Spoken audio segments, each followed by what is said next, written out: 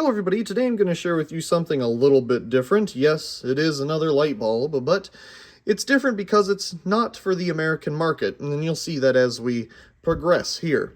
So here's the packaging. It's just a cardboard tube and some tape on it, so I suppose we'll open it up. There's nothing really much on here for information-wise. So let's open it up.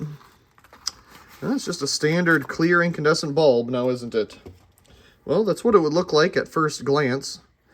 We do have that pretty cheap looking Chinese metal base that you'd find on bulbs from a dollar store, for example. A C-shaped filament, but as we progress here to the top, what kind of etch is that? I can't say I've ever seen an etch like that before. It says PZ 220-100 with some type of Asian characters there in the middle for the logo. And then it says 1994 with what appears to be a Roman numeral 2. Not entirely sure. I'm hoping that this is in focus for you a little bit so you can get a nice clear view of that etch there. So my guess is that it's a 220 volt bulb, 100 watt. I don't think it would be a 100 volt bulb and 220 watts. That's a pretty small bulb for 220 watts. Obviously the manufacturing of it doesn't appear to be anything incredibly special. I don't see anything in terms of like stamps on the stem here.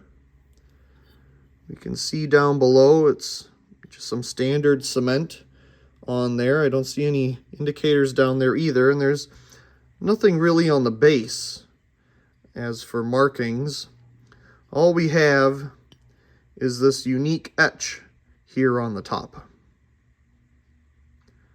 So yeah, if any of you know what that says, of course, please leave a comment down below. So, there's our incandescent bulb. Just for some comparison here, here's a standard American A19 soft white. Pretty standard, you know, not that much of a difference. Of course, the base, but these are two different manufacturing, you know, machines and processes and whatnot. But this is pretty cool, especially because of the etch. So, let's go ahead and put it into our socket here. Now, obviously, if this is a 220 volt bulb, it's going to light pretty dimly on 120 volts. Oh, we got some stuff falling off here. That must be from its base or something.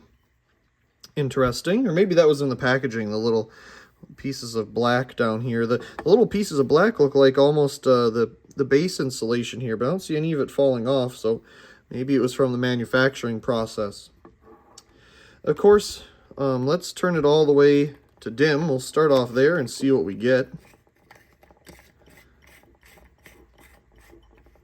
Okay, we got the bulb installed, and I'll turn it to watts, why not?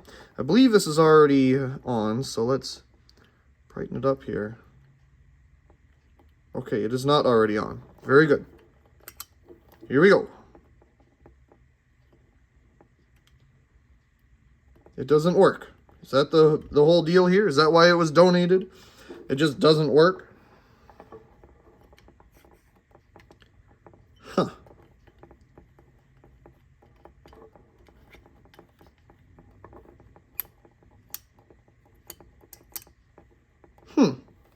Nothing. Very interesting. I do believe that this definitely works. Yep. So no problems there. Maybe there's a connection problem down below. Maybe this solder joint is just terrible. I'm not sure. Although it does look like it's connecting there. It's definitely touching it.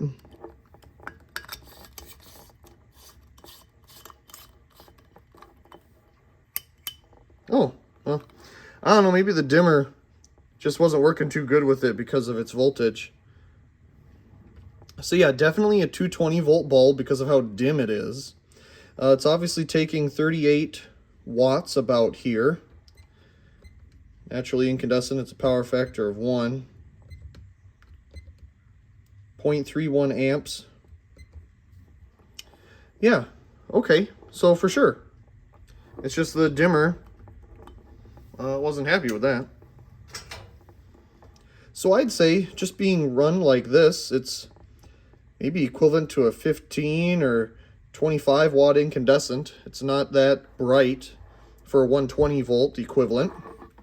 If we hold it above the camera here, we get about, oh boy, 55 or so lux. It's about 2 feet away from the lux meter there. Yeah, very dim. Definitely puts off a lot of heat. I'm sure it'll have a nice cool down. It's pretty quick. Let's take another look at that etch again. Too bad the camera doesn't want to focus on something so close, but there we go. Again, it's PZ220-100 with whatever the characters say in the middle. 1994 and a Roman numeral 2.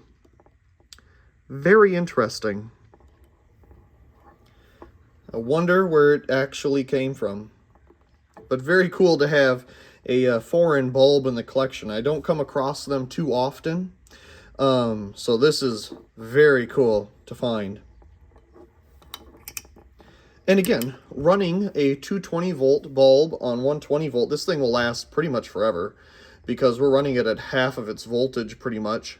So we're good there. Pretty unique. A very nice addition to the collection.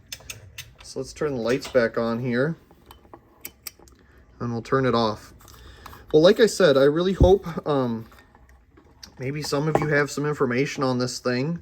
I haven't really done much research on it, to be honest, but very cool find. Other than it's, you know, pretty much a standard incandescent bulb. I wonder if the 1994 means it was made in 1994, or if that's just something else. Not entirely sure. Well, anyway, I really do hope you enjoyed this video of this unique bulb, and also please comment, rate, share, and subscribe. And thank you very much for watching.